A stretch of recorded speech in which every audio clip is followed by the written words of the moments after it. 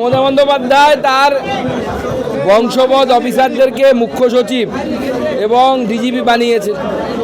যে মমতা বন্দ্যোপাধ্যায়কে জেলে যাওয়া থেকে বাঁচিয়েছিল তাকে পুরস্কৃত করলেন, এ তো নতুন কিছু নয়। কিন্তু যাকে ডিজিপি বানানো হয়েছে তার বিরুদ্ধে সুপ্রিম কোর্টে মামলা আছে, সেই মামলা বহুদিন ওঠেনি। আমরা সলিসিটর জেনারেলের কাছে অনুরোধ করব যে সেই মামলা সুপ্রিম কোর্টে ওঠানোর জন্য, যাতে সুপ্রিম কোর্টে তার বিচার হয়। আজকের বৈঠক নিয়ে আপনার কাছে প্রশ্ন, গতকাল জেপি নাড্ডা অমিত শাহ এসেছিলেন, কোর কমিটির বৈঠক হলো, লোকসভার জন্য আপনাদের দিশা দিলেন তারা। আজকে জেলা মোর্চা বিভাগ সার্বিক যে বৈঠক, লক্ষ্য কী? দেখুন, প্রথমত হচ্ছে আপনারা জানেন যে বিজেপি একটি সাংগঠনিক দল। বিজেপির সাংগঠনিক এই দলের অনেকগুলো নিয়ম আছে।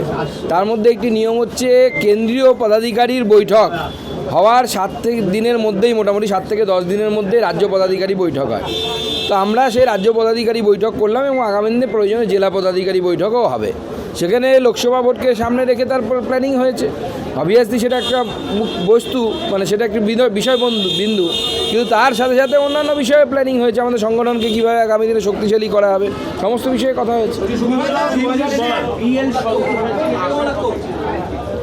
উনি আসছেন, ওনার ফ্লাইট 8টা নাগাদ পৌঁছবে।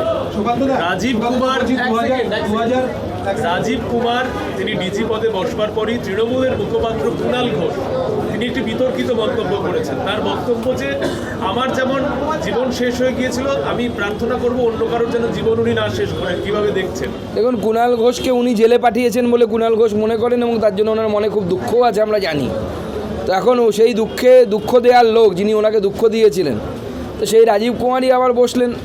কুণালবাবু রাজীব কুমারকে দুঃখ দিক, আমরা সেটা চাইবো। ভারত জোড়োর পরে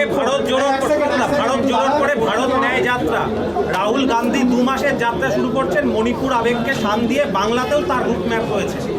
দেখুন, উনি যতই যাত্রা করুন কোনো লাভ নেই। যাত্রা নাটক করে কিছু হবে না। ওনাকে বুদ্ধিবাড়াও যাত্রা করা উচিত, তাতে ওনার লাভ হবে।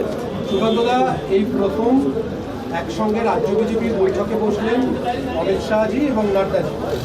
মূল বার্তা কি দিলেন, কি আপনারা মানে এই আগামী 2024 গতকাল উনি সোশ্যাল মিডিয়ার বন্ধুদের সাথে বৈঠকে তো বার্তা পরিষ্কার করে দিয়েছেন, 35, অন্য কোনো কথা নেই, একটাই শব্দ 35। ইস্যু কি থাকবে?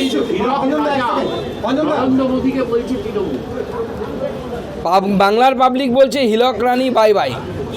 বাংলার পাবলিক এখন বলছে যে হিরক রানী তুমি বাই বাই, তুমি এখান থেকে যাও, তোমার রাজত্ব করার সময় শেষ হয়ে গেছে। উত্তরবঙ্গ 2000